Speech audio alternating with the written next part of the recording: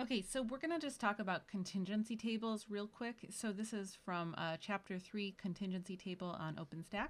You can get a link to the free OpenStax textbook if you look in the description of the video.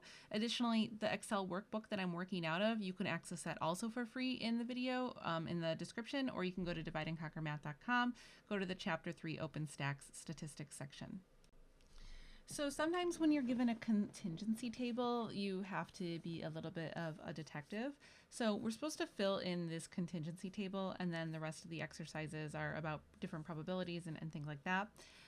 But so to fill in this contingency table, so if I notice here, I have the total.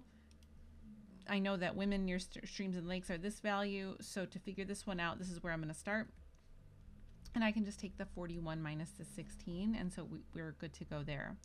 So now I notice that in this line here, so now I have 18, 16, blank, and 45. So again, all of these need to add up to 45.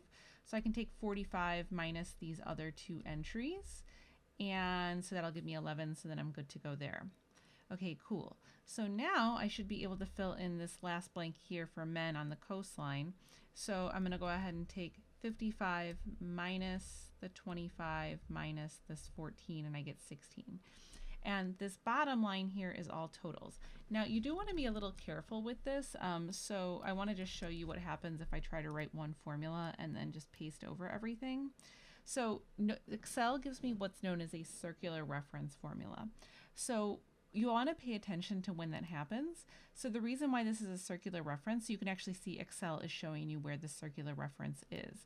So here, my sum is picking up this value here. And remember, this value here was calculated off of that 41 and that 16.